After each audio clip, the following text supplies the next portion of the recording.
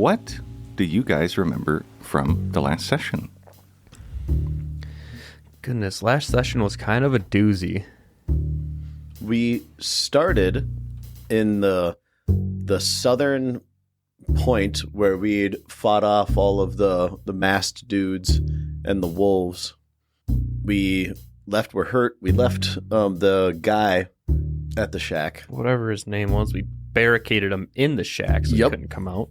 And then we proceeded to the northern point, and we saw some baddies lurking around, but we remained snuck up the back way. Yeah, we remained stealthy and headed further west through the woods until we ran into the creek, which we followed south and saw a bunch of walkers around.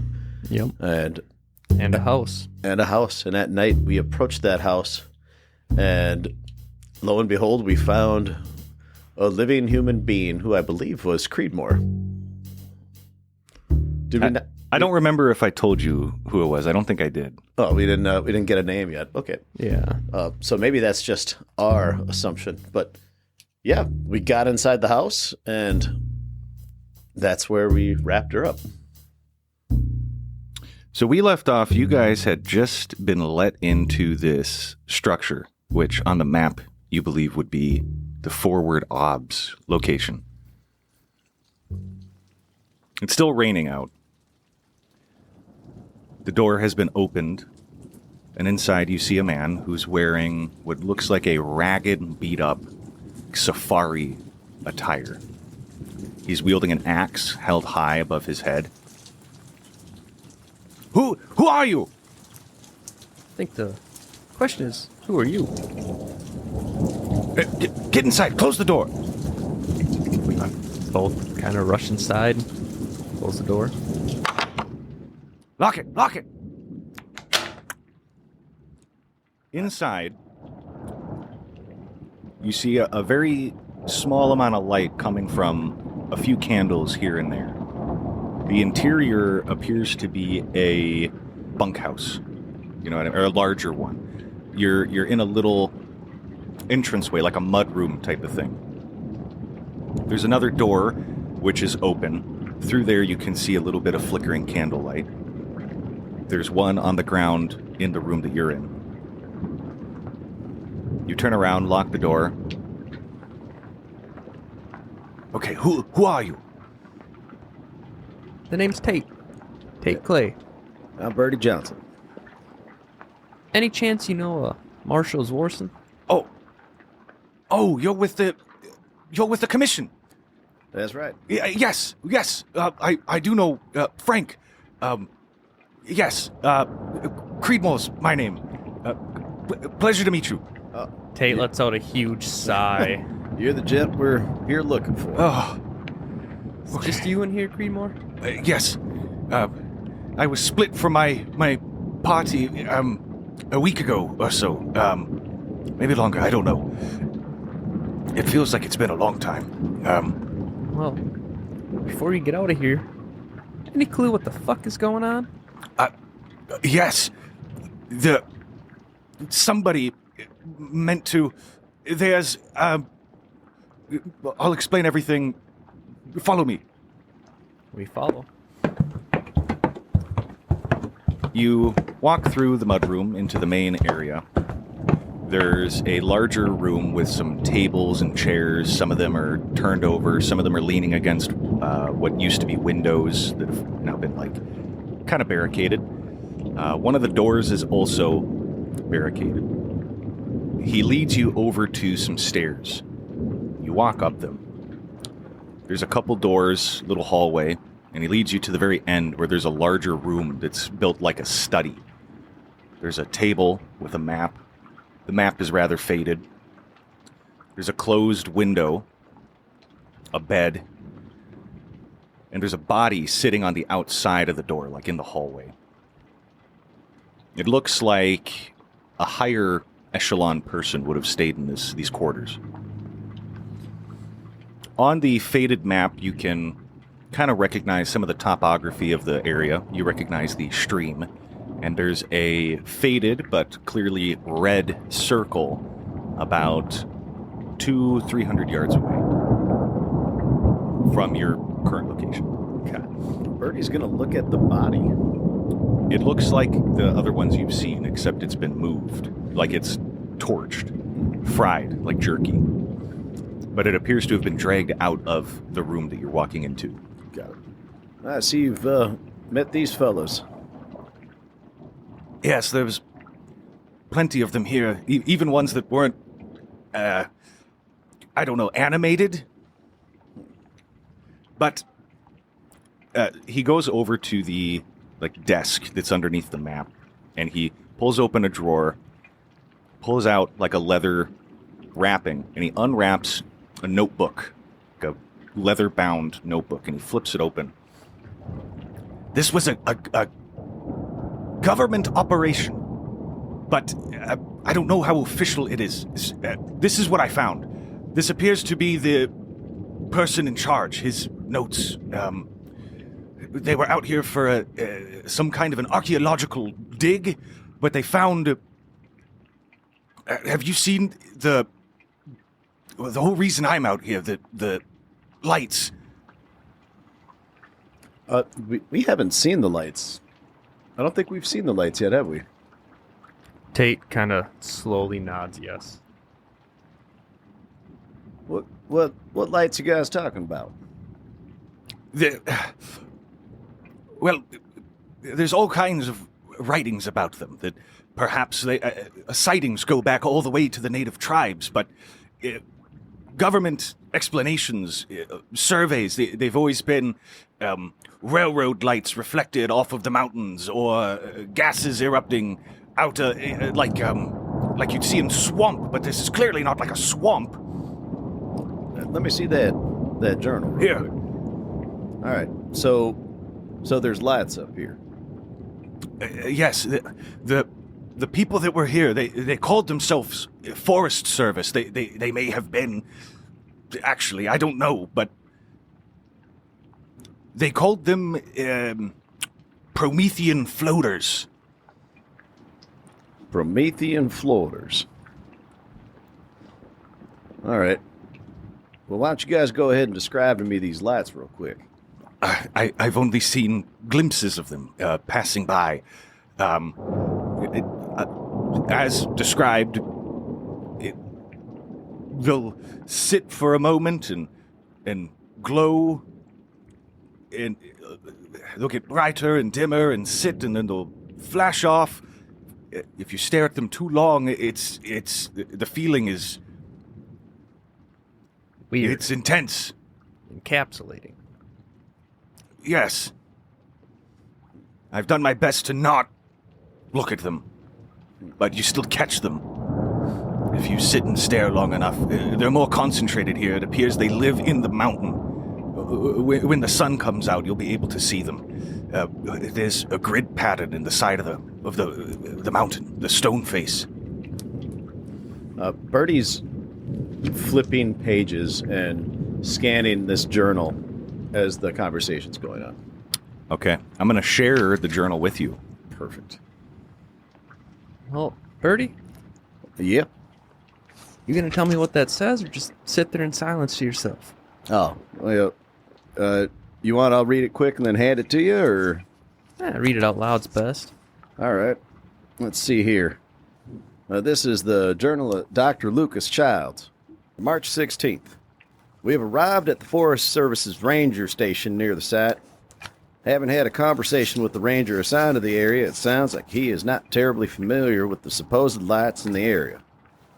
My crew is just now finishing up the camp about half a day's travel west from the tower. Our aim is to observe and journey about. If we find anything, we'll send a bird to Harriet's Paunch and wire back for more equipment. March 19th. Much to our surprise and my chagrin, we found a few other buildings in the area. To our north, half a day's travel is what appears to be an illegal logging camp. I personally spoke to their supposed leader, and he showed me what looks like an obviously fake deed to begin logging. I asked about the lights. Given we have yet to find any, one of them claimed he'd seen lights floating around a hill about 3 hours west of their camp.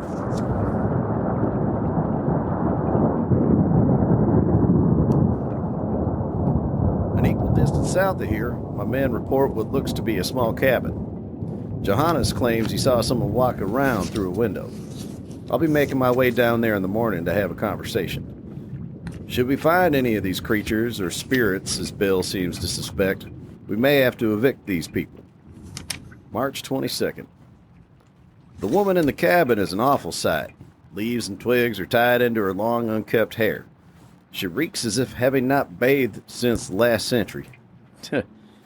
She spoke in vague diatribes and constantly looked about the trees and brush as if she were talking to them instead of us. There was mention of lights, though I cannot reasonably give any credibility if one could even discern her meaning. The only thing of value, perhaps, was a mentioning of companions within Apollo's cradle. We have yet to investigate the mountain range, but I have men making their way there now. They should be returning within the next few days. Langdon claimed he may have seen something, while a short walk from camp, that resembles the descriptions the loggers gave. No one else can verify his claim, though. I've made the decision that if another sighting is had by one of my own, I'll send a bird to Harriet's Paunch and have a wire sent. There ought to be a dig team a few days out from the tower. We have also found an odd amount of burnt animal carcasses. The skin outside and some of the fur appears to be mostly fine, but the insides are black and charred to nothing. I've never seen anything like it. March 23rd. Man, this guy likes to write, huh? Harris and Dorian both said they saw a floating ball of light last night. They described it as looking as if it were breathing. It slowly contracted, larger and smaller, being the size of a football at its smallest and doubling in size over a matter of seconds, then back again. Supposedly it was bright, yet seemed to not illuminate the surrounding, yet was blinding to look directly at. It sat in place for about 10 seconds, so they say, before quickly dashing away with great speed as soon as the men moved. I have sent the bird requesting more men and equipment. March 24th. The expedition has returned from the mountain. They claim to have seen 2 of the orbs over the few days they traveled. Their details seem to match the description from yesterday morning. Smith and Matthews said they felt as if they were being watched. While they only had 2 clean sightings, they frequently saw things from the corner of their eyes, but the things would just as quickly vanish before they got a full look. Closer to the mountain, more often the phenomenon, as well as an increase in those charred animals, walking and not. The ranger in the tower came down this afternoon, asking what we were looking for. We sent him back to the tower, told him there was nothing to be worried about. A ranger dropping ease on us while we're digging will be an issue, as well as the loggers and that Margaret woman. When the rest of the reinforcements arrive, we'll have to dispose of them. Man, that's a cold son of a bitch right there. I asked Monty what he thought. It sounds likely that the loggers would not go quiet, and I doubt the old hag will either. I'm not a monster. They'll have a choice in the matter. March 27th. The dig team has arrived, and we've begun sweeping the area in depth. Forward observation stations are being constructed closer to the mountain, and a larger camp more centralized for research. Monty and I are working on a theory as to what the creatures are. Bill had said spirits before we departed, but I am not so sure. They appear to be something else by my reading on the topic. The men have all started to report having strange dreams. We sat some of them down and tried to get an exact idea as to the dream, but they all have these vague descriptions. If they are all convinced they are sharing a dream. If I were to describe what they've said in a comprehensive manner, it would be a homogeneous swirl of colors in a liquid. A strong wind blows emotions through tremulous leaves that fall from no trees. There is a familiar voice which speaks but says no words. It starts friendly but grows impatient, and by the end of the dream is furious, as if shouting. As some men described in their dreams, others came forward, confessing having had similar ones. I don't know what to make of this. March 28th. We've evicted the loggers. They decided to draw weapons on my men. Fortunately, none of them were killed.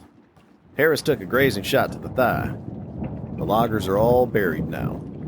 The woman in the cabin could not be found. A team of 4 trekked to her home, and upon knocking, heard nothing and saw no one. I was told they'd kicked the door in. No one was home. Searching the area yielded no results. They'll be returning this afternoon to try again. Perhaps she was out collecting berries? March 29th. I finally... Hey, man, let me get a sip of that there canteen real quick. Reading's thirsty work.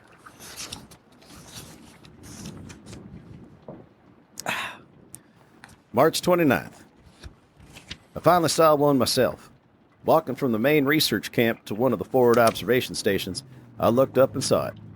Just as described, it shined bright that it was difficult to look at, and yet gave no illumination to its surroundings.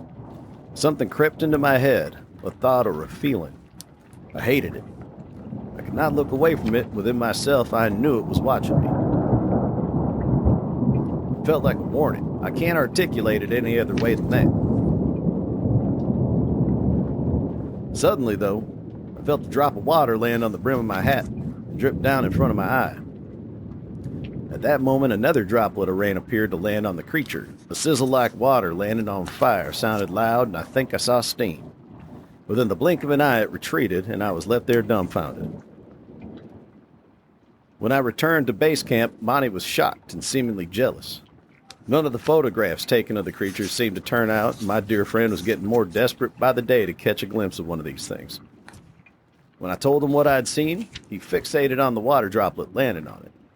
He grabbed for papers and began to scribble maddeningly, and an idea was born. He wondered at the possibility of these beings containing an immense amount of heat energy. Enough for a steam engine? Clearly the charred animals were caused by these lights. They must have some immeasurable heat energy within them. But how to capture one? March 31st.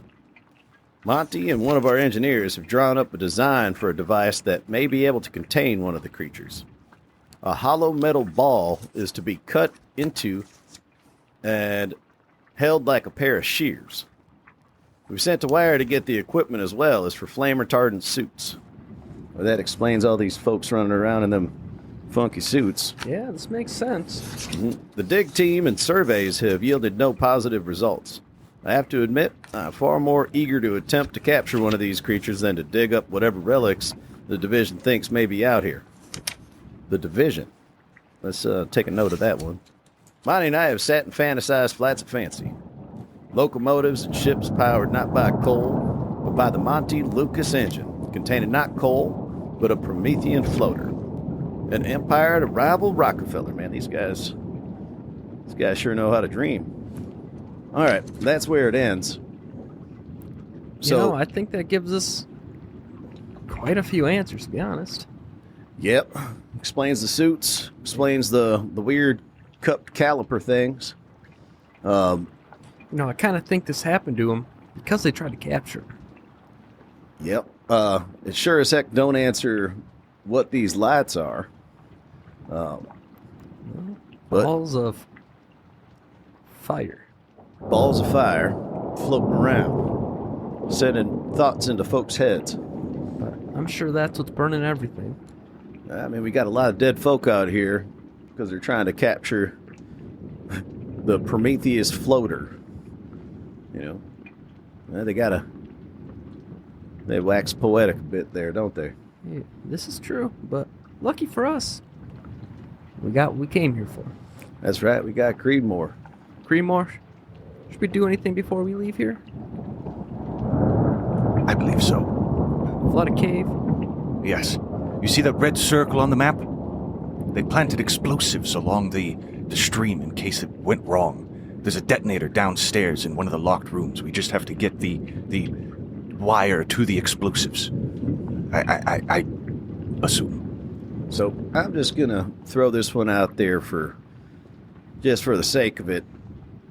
We got some floating balls of light out here that pack a bit of a punch, right? Get nice and hot. We got a lot of folks have already died because they came out here and started messing with them. There any reports of these things leaving the area? I mean, I guess my point is, if they're just hanging around this mountain, they doing any harm? Not yet. Yeah. I say, Birdie, we blow it. I would tend to agree. You haven't seen them. Birdie, right? That's right. Marshal Birdie Johnson. Marshal. It's hard to describe. I don't know if I could do it justice with words. There's something wrong with them. They don't belong here. And I think given enough time, maybe not in our lifetimes or even our grandchildren's, but if left alone, I don't know. I get a bad feeling about them. That's as much as I can say. I'm in. So you feel like they are a threat? Yes. The rain starts to let up a little bit. Listen, either... I think we should blow them. Based on what you can see through, and I'll show you when... Well, I just had another thought. All the crispy folks that are still up and about, I mean, is there a running theory that they're now working for the Promethean bubbles or orbs, whatever they were called, floaters? I don't know. It would seem so. It appears that they have, based on what I've read in this journal and some of the other papers, and he pulls some other papers out of the drawer, and it's like scientific drawings and notations and stuff like that. You find the faded schematics for a steam engine powered by an orb of like infinite heat energy. You find the drawings for this like caliper cup, like snowball maker type of thing, and some notes about the psychological impact of them. How it's like theorizing perhaps the way they communicate is this or that. I think that they have some kind of way of getting into people's heads through, I don't know what it is, but the fact of the matter is these creatures don't appear like they should be able to be alive, let alone walk around with malicious intent. Well, I've been sitting in this building for, I don't know, a week? 2? I don't know how long. But there's far too much intelligence for these types of things. And he points to, like, the corpse that's sitting by the door. I think he's right, Birdie. Let's go blow these balls up. all right. Yeah, too big of a threat to leave untended. We're a bit banged up. And it is, like, sleepy time. It's nighttime. Mm-hmm. Well, let's say we get a bit of shut-eye. Yeah, you hungry, Creedmoor? You got food? I've got a couple days worth left. All right. Rations. But, Yeah. if you have some canned herring, that would be delicious. As a matter of fact, to do. Oh, thank you. Yep. Yeah, get you covered there. Well, let's put some food in our guts here and then call her a night. We might still want to keep watch. It's not a bad idea. All right. Well, how about this? Let's eat up. You guys can get some shut-eye. I'll take the first watch. You want to switch it up? Actually, I'll leave that up to you. What are you I feeling? can stay up a few hours. All right. Well, Creedmoor pulls out a, like, crumpled pack of cigarettes, and there's only, like, 3 left, and he pulls it out, and he kind of sits and, like, straightens it a little bit, and, licks his thumb and tries to really iron it out, and he... Apple strikes? Apple strikes. all right. All right, well, thank you for the herring. Here, there are beds, what you might call beds. Here. He walks out of the room, kind of expecting you guys to follow, down to another door and opens it, and it's 6 bunk beds. They look, because you're on the 2nd floor, some of them look kind of chewed up, but some of them look, if you throw a few blankets on it, it'll be fine. Better than dirt. Yeah. No, this will work just fine. All right, I got first. All right. Well, I'm getting into it. Good night. Good night. And Tate's gonna try to find a way that doesn't look out a window. That does or doesn't? Does not.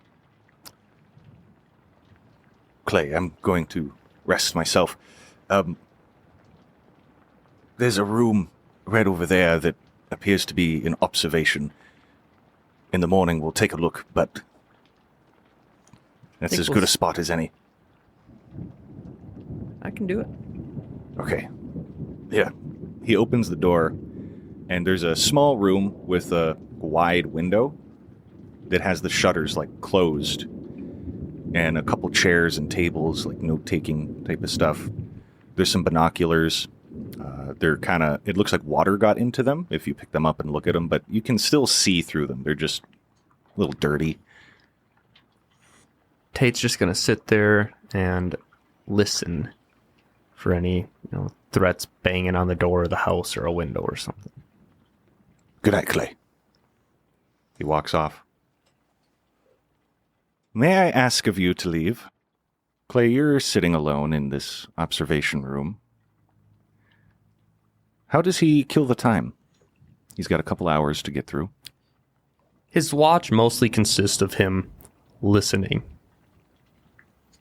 He does not want to look outside. And he made sure all the, blinds or whatever, the shutters were closed. And most of his time is spent jotting down notes in a journal. Playing a little tic-tac-toe on the corner of the pages with himself.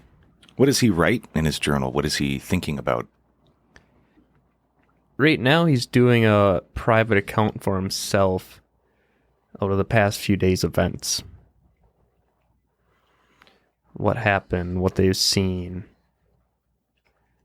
This is private journaling that he doesn't do in front of anybody else.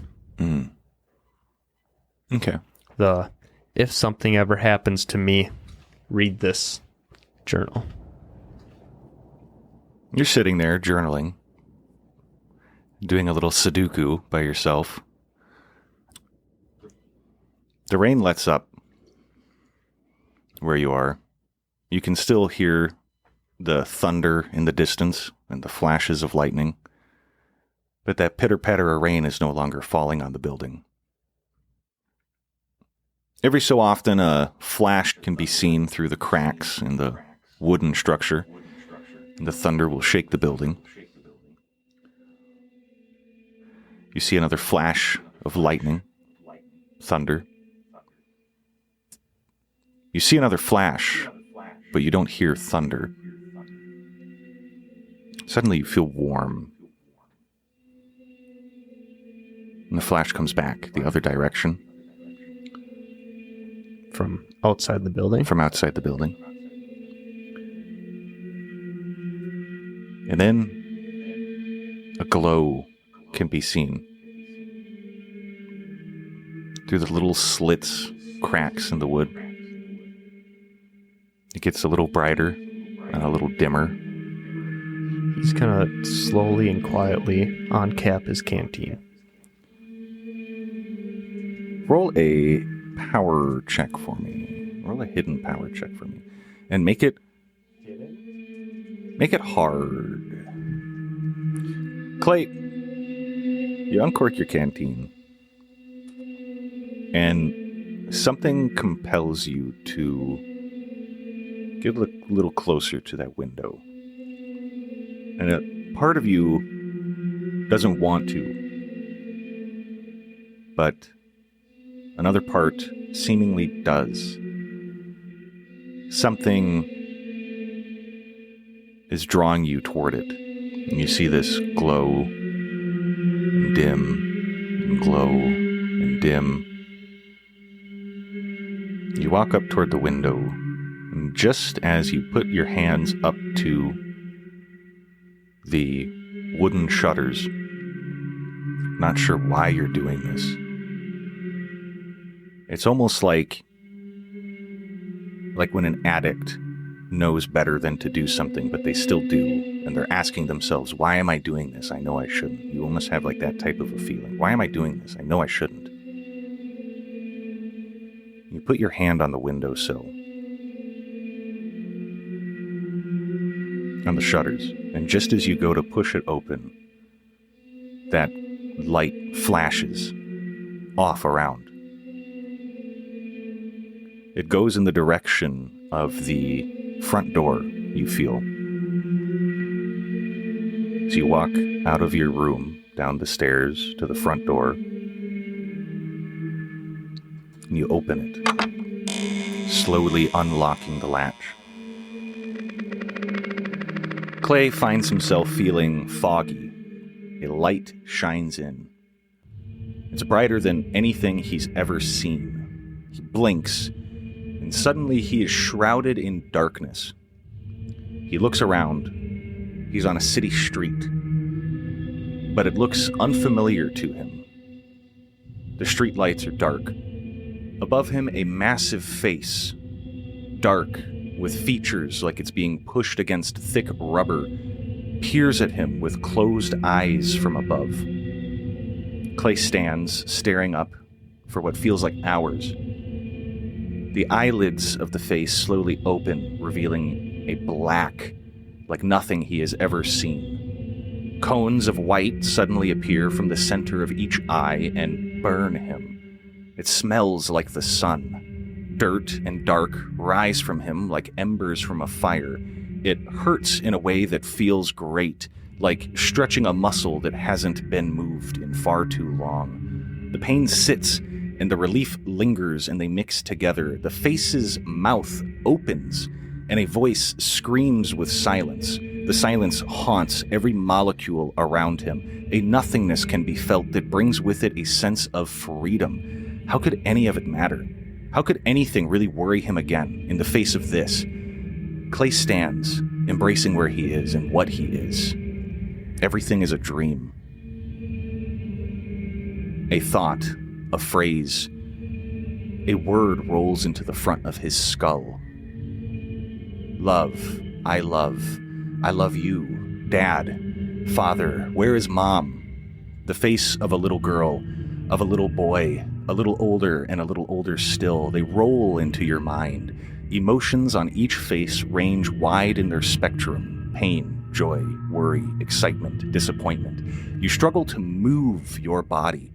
Desire builds within you to be with them, to return to them, to share in their lives, their best and their worst moments, to protect, to love. Your body refuses to move, and the burning worsens, and the relief fades with a flash. Tate breathes in and out, faster and faster, in and out, struggling to join them. His eyes look at his arms. Panic consumes when they don't do as he wants them to. An itch builds in his legs as he tries to make them move, when suddenly a woman's face appears. Her long blonde hair waves to its own wind. A caring in her olive-colored eyes washes away his anxiety. Annabelle? Annabelle, is that you? Her hand reaches out through the white cones of light. Her hand touches his face, and a look of longing crosses her expression. She misses you. She's gone. Suddenly, blackness, dark, pure. Tate, your back hurts. You can't see anything. Oh, shit. A voice can be heard. Shut and lock that door. And a hand on your face. The hand is hard, it's rough, and the voice is deep. Your eyes open a little. You see the mug of a man you recognize. What was his name? You have to retread your mind for a moment, lost in it, trying to hold the memory of what you've seen. And that's when I'll need Birdie to come back in.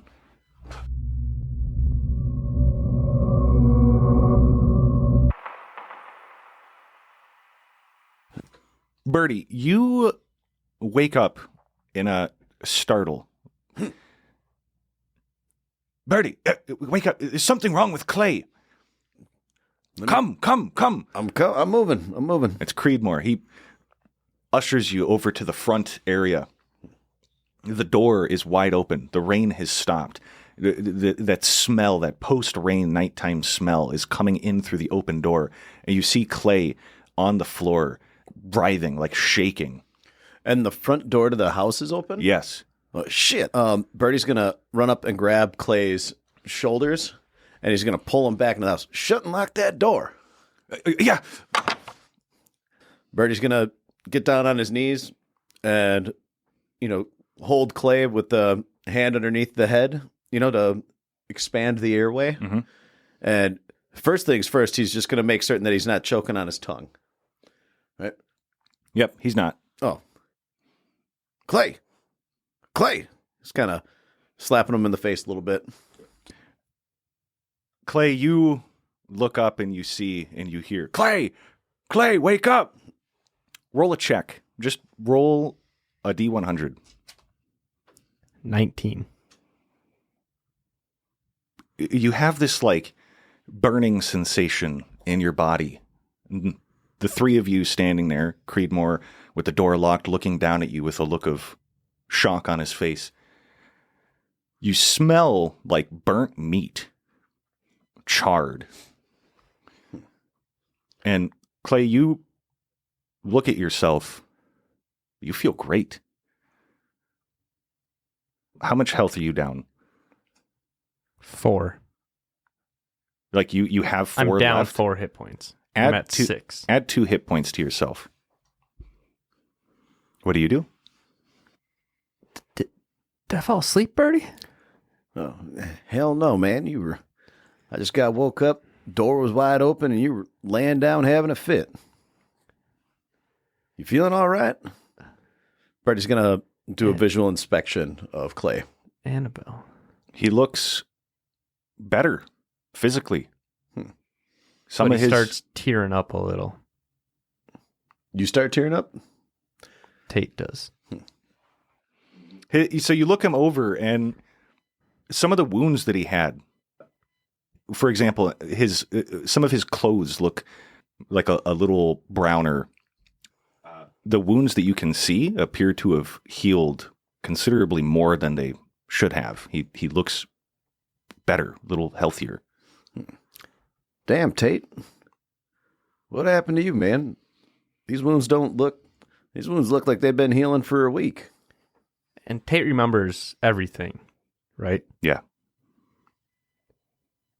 It's hard to put my finger on it, Birdie. 1 minute I'm standing there doing a little bit of doodling. Something's pulling me towards the window, the shutter, then out the front door. Next thing I know, I feel like I'm on fire and everything's dark. But it felt good. I don't remember the last time I felt that good. Huh. And then you're slapping me up and out of it. All right. Okay. This shit's weird. We're in a weird place. So you're keeping watch out the window, and Windows were closed. windows are closed. Okay. Shutters closed. All right. So you were just having a hear session. The rain stopped and the fire came. Huh. Well, hell, I got no explanation for this either.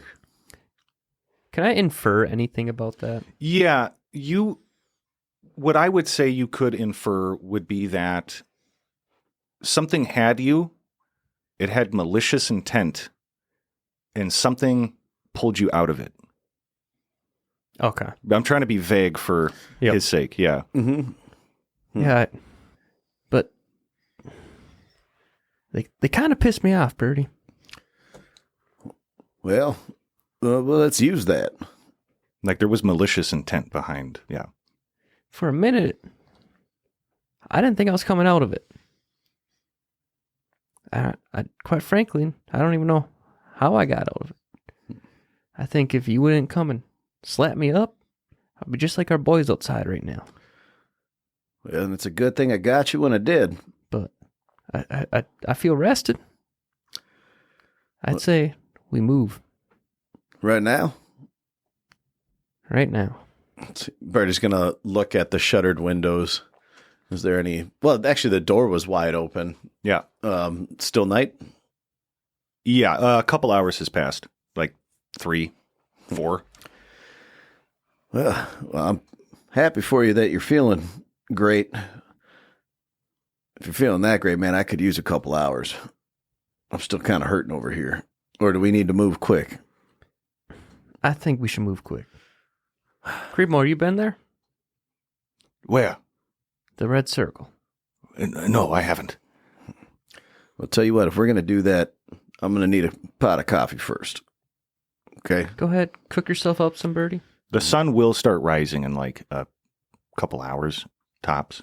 All right, I'll be quick about it, but yeah, I feel like 10 pounds of smashed ass right now. So, It's really old coffee, but it's coffee nonetheless. oh, I brought coffee. Oh, you did? Oh, thank God. Oh, and you're getting a glass. Oh, I could use it.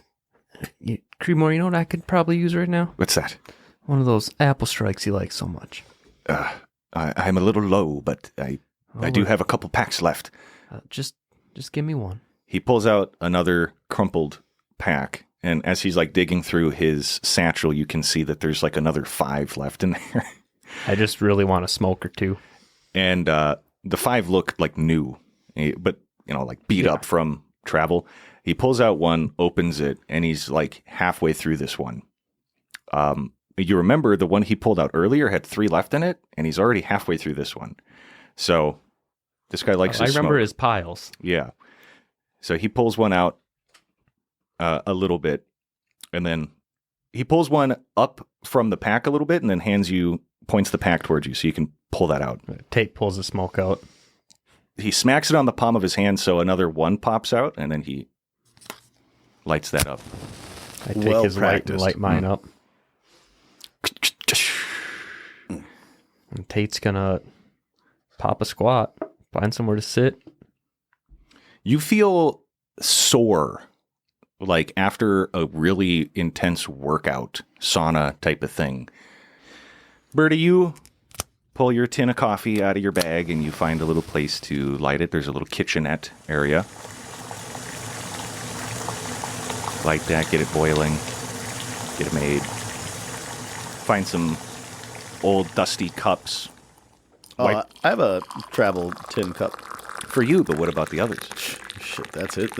Hey, I made the copy. You can figure out your own vessel. Okay. Very good. Creedmoor reaches up, pulls out one of these dusty old cups and wipes it off with the inside of his shirt. He holds out his arm All with right. the cup. Here you go.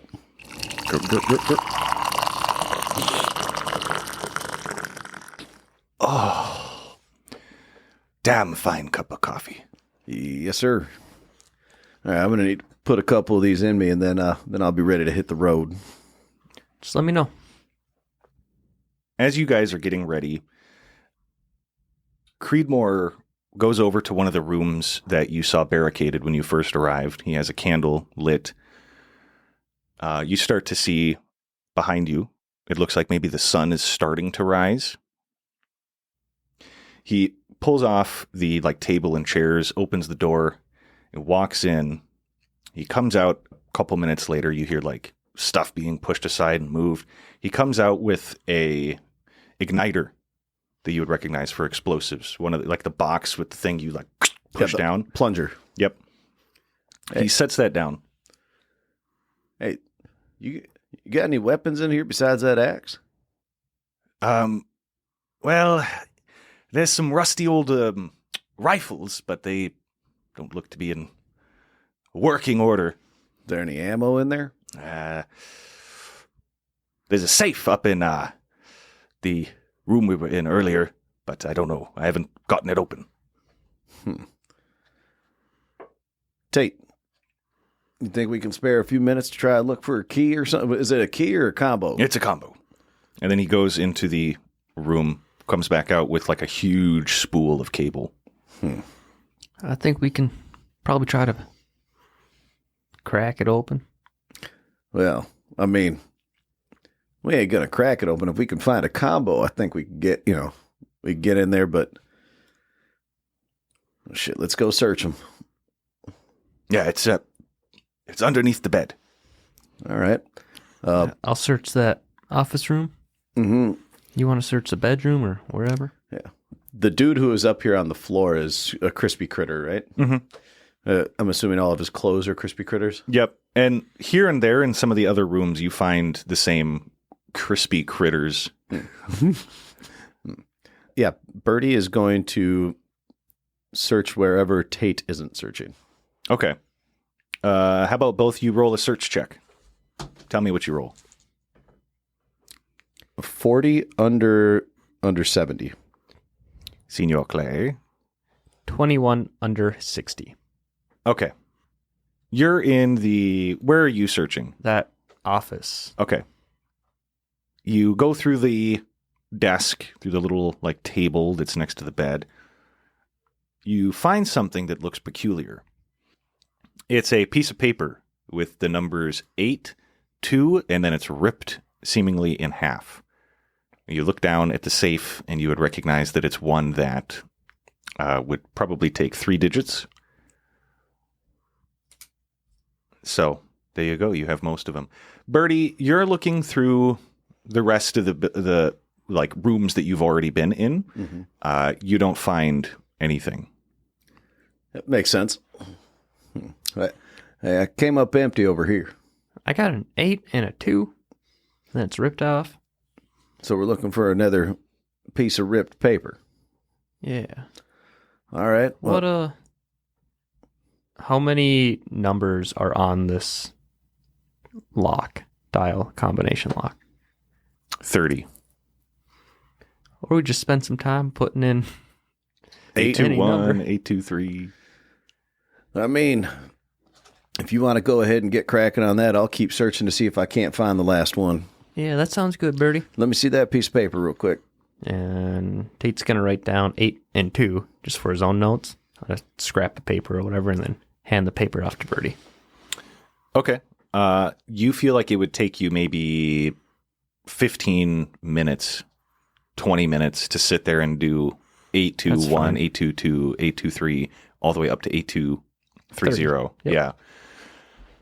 So you do that. Birdie very futilely searches the rest of the place, kind of keeping busy. Creedmoor is smoking up a chimney. He himself is keeping a journal, cigarette lit in mouth. And after about 20 minutes, you hear click.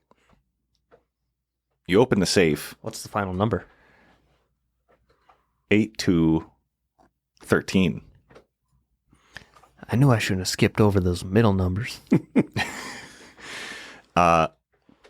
Inside, you find a revolver chambered in 38 and 30 rounds of ammunition. It looks to be well kept. There is one bullet in the gun right now. There is also a very nice, Holy Bible, like a King James. Birdie, I got it. Perfect. What are we looking at? I got a revolver here, some rounds. I think I'll hang on to this. Well, and Tate's going to load it. Is that those 38s? These are 38s. I think we should get Creedmoor one. Yeah, that's not a bad idea. All right. How many rounds you got left in your... I got 6 and 6. 2 full loads. 6 and 6. Got it. I'm sitting on... I got 26 rounds of 38 special. You got that rifle still, right? Yes, sir. Yep. Why don't we see if Creedmoor knows how to use that one? Creed, you familiar with a rifle and a pistol? Not very much, no. You'd mentioned ammunition. There might be some in that room I was just in. Huh. Well, we'll go ahead and take a peek at that, but I'd feel a lot better if we had 3 guns shooting instead of 2, as long as you can do your best not to shoot at us. Yes, I mean, I'd rather have one than not. I just can't. My marksmanship has never been. Again, as long as you're not pointing it at us. Very good. All right. Well, let's go. Did you say you were grabbing the Bible? Correct. Okay, you grab it, and right away it feels like you hear something like shaking inside of it. You crack it open, and it's been hollowed out. Oh, I thought it was going to be magic. Inside, you find a piece of metal, almost like a badge. It's almost like the shape of an hourglass, like two triangles with the tips touching. On the top part of it is a capital D. On the bottom is a 9. You know, this might be a division thing, like that book was talking about. Yeah, we don't know anything about that. I'm looking forward to chatting with Zorson and the folks to see if they know who the division is, because that's the first I'm hearing of it. What do you mean by division? Yeah, they mentioned it in the journal. Yeah, he read it out loud for us. There's no N. It's I had read it as divisio. Birdie, let me see that. Divisio. Maybe let's take. Oh well, shit. Right here. All right. So, hey, man, it looks like division. All right. Yes, it does, but Divisio. I don't know. Divisio sounds like a fancy way of saying division. But what do I know? Let's pocket it. Move on. Sounds good. All right, let's go check that room for ammo real quick. Just maybe we'll get lucky. So you go down into that room, and it looks like an armory. There's several rows of lockers, similar to that building that you collapsed earlier.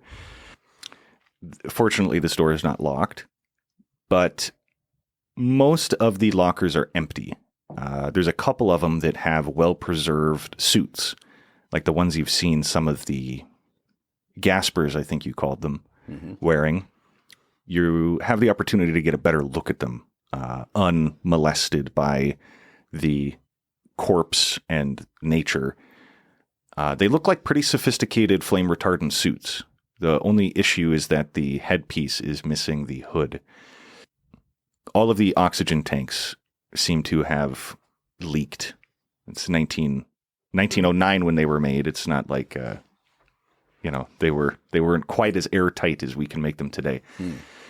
There is a pile of rifles leaning against one of the walls, but it looks like the elements have kind of leaked through the building ever so slightly. There is a good amount of rust on the mechanical parts of the rifles. If you were to really take some time to repair them, perhaps, but I would make you do a gunsmithing check. Lastly, you look around for ammunition. You do find a couple boxes of ammunition. What do you both have? 30 caliber rifles? 30 cal rifle and a 44-40 pistol. I have a shotgun, and I have a shotgun, a rifle, which is a 30 cal, and then the revolver. Okay. You look at the boxes of ammunition. The elements have also gotten onto those. They're in similar condition to the rifles, where the cartridges are corroded and kind of funky looking, and in an absolutely desperate situation, the primers probably maybe still work, but yeah, these don't look too promising. Worst case scenario. All right, let's grab a box. We'll grab a box. He also is going to grab one of the suits and fold it up in his bag. Those are heavy, right? They're big and heavy, yeah. There's pieces of metal. They're very thick. He's going to look for any identifying factors of the suit. You don't find any. You sit and pull one out of the locker, lay it out on the floor, pull pieces apart, unbuckle, unclip things. You don't find any identifying markers. There's no manufactured by, made by, at least not that you can tell. It is, what's that? The flame retardant stuff they don't use anymore. Asbestos. Yep. It's clearly made out of a thick asbestos with a layer of like metal here and there for like protective reasons. Mm-hmm. The tube on the back also looks to have been kind of corroded over time, or like it's wearing out. Okay. The tank on the back is like in the off position if you were to open it. And that it's like a standard like US oxygen, but there's no like stamping or anything. You feel like you should find some kind of identifying marker, but you don't. Okay. I think we've pretty much done what we can here. Let's get a move on. All right. Creedmoor, you ready? I don't know. Are you sure you want me to come with? I think it's best. 3 is a party, Creedmoor. 3 is a party. Okay. And Birdie, you want to carry the reel? Creedmoor, if you get the detonator. Well, I have to carry. He goes up into his room and he comes back down. He's got a big bag with a broken tripod attached to it. I need to take this with me. You can ditch that tripod. Yes. He unclips it and chucks it. It crashes on the ground. It's broken anyway, but I can't leave this here. I need to document some of this. Okay. Well, How can you wear it on the back or something? How about you leave it here and then we'll come back for it so we can be a bit more mobile. Here, hold on. He goes into the bag, pulls out the camera. Fancy. It is fancy. Very expensive seeming, but it also looks like it might be severely damaged. He kind of like lets out a big exhale. Fuck. And he pulls out like a tin of film, puts that into his bag. And then he stands up and he pats the camera like he's patting the head of a dog. And then he puts his hands on his hips. Let's go. All right. I'll provide some fire support, we can call it. Absolutely. Well, all right, follow me. And we're heading out. And I think we're trying to be like relatively slow and on scene. Okay. Yes. You open the front door and the pink like morning sun is coming up behind you to the east, illuminating a valley down below. You look over to the west and you see the tall, proud 2 peaks of Apollo's Cradle and a small valley down below with noticeably sparse foliage. Grass, trees, and other vegetation seem to be mostly absent as a thick layer of gray blankets large swaths of the area. Save for the occasional dandelion or other weed, you can see several figures pace trails in the gray sludge, ankle deep in some areas, walking the same pattern for, well, ever. The gray sludge appears to be ash, washed away from the downpour the night before, as more falls from a grid pattern of holes inside the rock face in between the 2 mountains. Only a foot or so from the soil, these holes appear to be, like, you guys, you're not terribly far away, and you have, like, binoculars and stuff, right? Yeah, you mentioned using the scope of your rifle. Clay, correct. You're looking down at that valley with the scope of your rifle, and you can see this. And there's this, like, grid pattern of holes. 3 rows of 9 each, 27 in total, sitting about a foot or 2, maybe a few yards off the ground at, like, the highest point. They're each about, like, a foot in diameter. They're not terribly large. And it looks like something is being pushed out of them, something gray. It looks dry and, like, powdery, almost like ash. Well, that's some funky-looking stuff right there. Yeah, I almost wonder if that's where most of our issues are coming from. Well, don't look normal.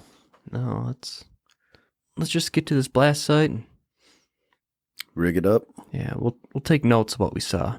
Draw it up later or something. Yeah, that sounds good. Ahead of you guys, the stream, the creek, is still very swollen from the rain the night before. And you guys are trying to be stealthy. Oh, yeah. Yeah. So, although we're talking like this, we're actually close to each other. Like, Okay. hey, man, here's what it looks like. You know? And does the description of the mountain and stuff make sense? Yep. Okay.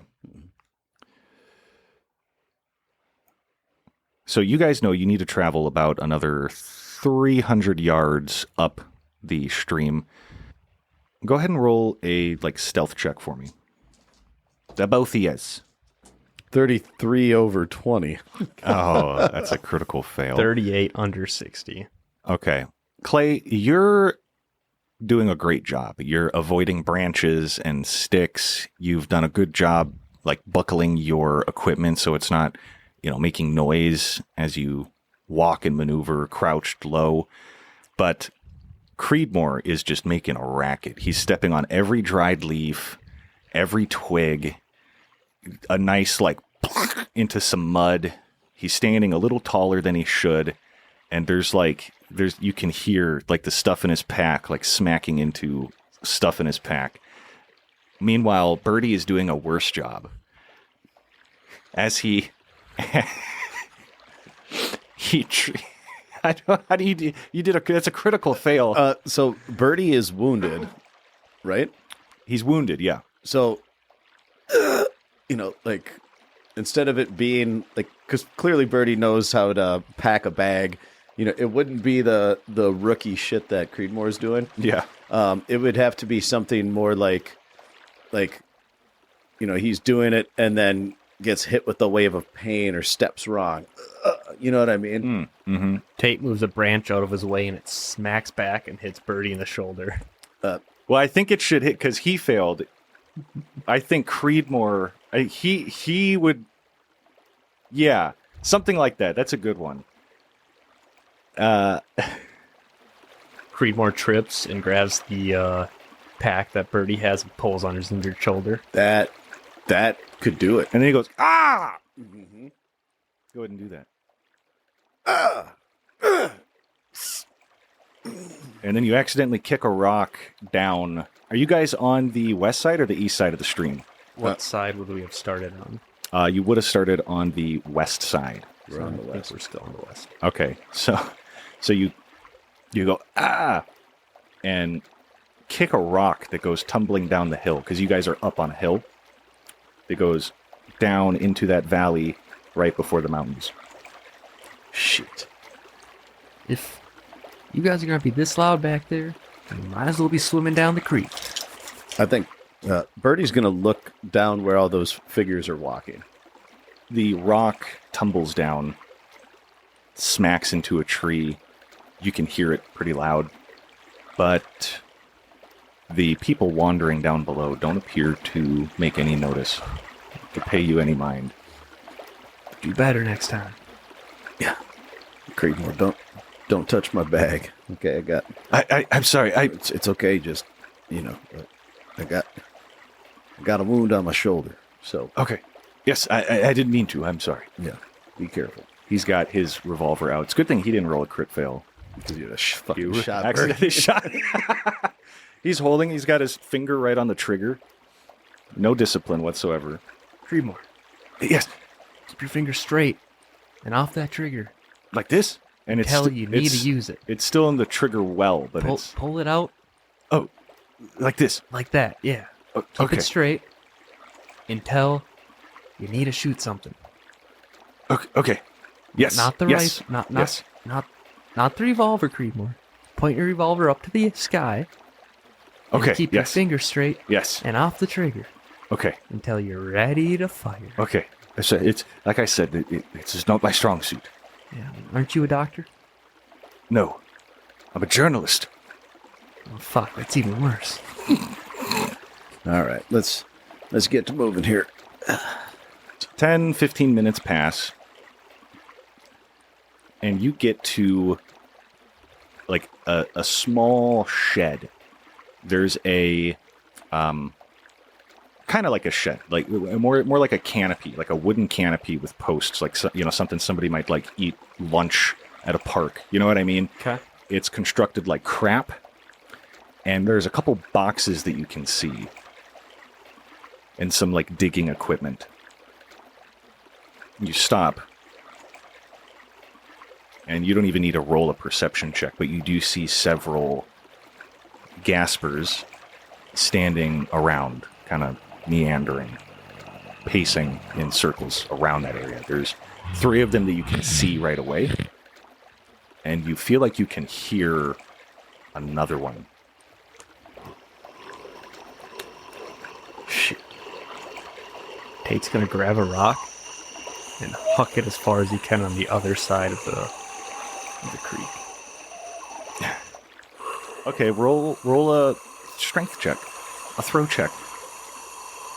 91 over 55. Okay, so you slip and throw the rock right at one of them. No, it goes, Not a critical fail. it got doink off their metal mask. Okay. You throw the rock, and it lands short in the stream. It does not draw any attention.